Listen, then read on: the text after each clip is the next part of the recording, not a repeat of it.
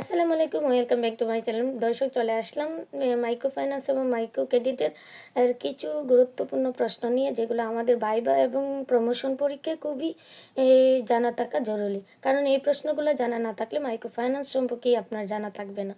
দর্শক, কথা না বাড়িয়ে চলে আসি আমরা আজকে মূল টপিক। আজকে আমাদের টপিকটি হলো এনজিওএমএফআই এর চাকরি ইন্টারভিউ কমন কিছু প্রশ্ন থাকে, যেগুলো আমাদেরকে এই ভিডিওর মাধ্যমে জানতে সাহায্য করবে। এনজিওএমএফআই কি, বা এনজিও এবং এমএফআই এর মধ্যে পার্থক্য কি, মাইক্রো ক্রেডিট ও মাইক্রো ফাইন্যান্স কি, মাইক্রো ক্রেডিট ও মাইক্রো ফাইন্যান্সের মধ্যে পার্থক্য কি, এমআর কি, এই প্রতিষ্ঠানের কাজ কি। একটি শব্দে আপনি নিজেকে ব্যাখ্যা করেন। আপনার 3টি গুণ ও 3টি দুর্বলতা বলুন। আপনি কেন এই প্রতিষ্ঠানে কাজ করতে চাচ্ছেন? আপনি পূর্বের প্রতিষ্ঠানে কেন চাকরি ছাড়তে চাচ্ছেন? বাংলাদেশে যে কোনো জায়গায় আপনাকে পোস্টিং দিলে আপনি চাকরি করতে রাজি? এই উপরোক্ত প্রশ্নগুলোর উত্তর কি করে দিতে হয়, সেই বিষয়েই আজকের আলোচনা। প্রথম প্রশ্ন হলো, এনজিও কি? মানে এনজিও একটি বেসরকারি সংস্থা, নন গভর্নমেন্ট অর্গানাইজেশন। এনজিও সাধারণ মানবতার শিক্ষা, স্বাস্থ্য সেবা বা জনসাধারণের নীতি, মানবাধিকার, পরিবেশগত এবং অন্যান্য ক্ষেত্রে সক্রিয়ভাবে তাদের লক্ষ্য অনুযায়ী পরিবর্তনের নিয়োজিত, যা জনসাধারণের প্রশাসনের উপর নির্ভরশীল না হয়ে একটি অলাভজনক সামাজিক সত্তাকে বোঝায়। এনজিও হলো বাংলাদেশের সরকার কর্তৃক অনুমোদিত, যারা বিভিন্ন উন্নয়নমূলক কাজে অংশগ্রহণ করে, যেগুলো এনজিও ব্যুরোর মাধ্যমে ছাড়পত্র নিয়ে বৈদেশিক যেসব অনুদান আসে সেগুলো নিয়েই কাজ করে। এগুলোকে এনজিও বলে। এমএফআই মাইক্রো ফাইন্যান্স ইনস্টিটিউট, যারা প্রচলিত নিয়ম মেনে ব্যাংকিং থেকে ঋণ নিতে ব্যর্থ হয় বা ঋণ নিতে পারে না, তাদেরকে অর্থনৈতিক উন্নয়ন করার সুযোগ সুবিধা করে বিনা জামানতে সহজ শর্তে নির্দিষ্ট একটি সময়ের মধ্যে ঋণ প্রদান করে, সেটাই এমএফআই।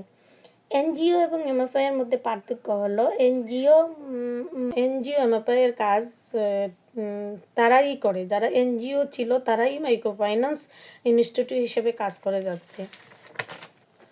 মাইক্রো ক্রেডিট হচ্ছে প্রচলিত ব্যাংকিং সেবার বাইরে আছে, যারা আর্থিক সেবা দেওয়াই হলো মাইক্রো ক্রেডিট। যেমন সহজ শর্তে জামানতবিহীন সেবা দেওয়া হলো মাইক্রো ক্রেডিট।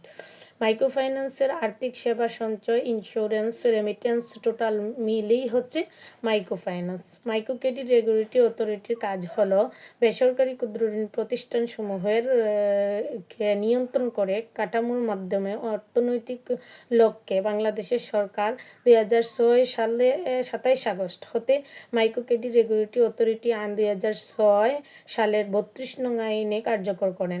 এই আইনের আওতায় ক্ষুদ্র ঋণ সেক্টরের পূর্ণাঙ্গ নিয়ন্ত্রণ কাঠামোর মধ্যে আইনের লক্ষ্যে উল্লিখিত আইনের প্রয়োগ এবং এর উদ্দেশ্য বাস্তবায়ন করাই ছিল অথরিটিকে ক্ষমতায়ন এবং দায়বদ্ধ করা হয়।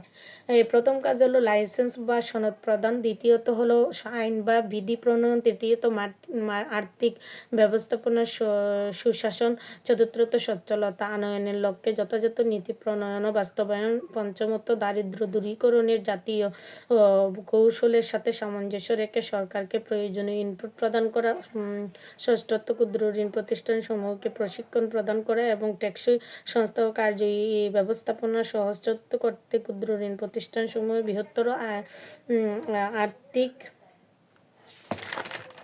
আর্থিক সেবা দেওয়া।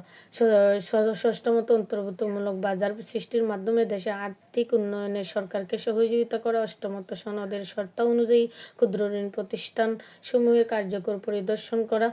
নবমত সনদ এবং চলমান পরিদর্শন সংশ্লিষ্ট নিয়ম আচরণ পরিচালনার ব্যর্থ ক্ষুদ্র ঋণ প্রতিষ্ঠানের উপর জরিমানা আরোপ করা। দশমত সেক্টরের জন্য কার্যকরী ঋণ এবং সঞ্চয় নীতিমালা প্রণয়ন করা। 11তম ঋণ শ্রেণীকরণ, সঞ্চিতি, সুদের হার, সঞ্চয়ের বিপরীতে তার দৈর্ঘ্য সংরক্ষণ এবং সঞ্চয়ের নিয়োগ সংক্রান্ত নীতিমালা প্রণয়ন। 12তম একটি শব্দের মাধ্যমে নিজেকে প্রকাশ করে, অনেস্ট কনফিডেন্স। 13তম হচ্ছে আপনার 3টি গুণ, টিম ওয়ার্ক, এক্সিলেন্ট বা সেলফ মোটিভেশন বা এক্সট্রাঅর্ডিনারি বা জেনে বুঝে কাজ করা। দুর্বলতা, আমি যখন মনোযোগ দিয়ে কাজ করি তখন অন্য কাজটি করতে পারি না। দ্বিতীয়ত যখন যে কাজটি পরে করলেও হবে সেটা আমি আগেই করে ফেলি। যথাযথ নিজ দায়িত্বে অনেক কাজগুলো করে ফেলি, যেটা একা করা ঠিক না।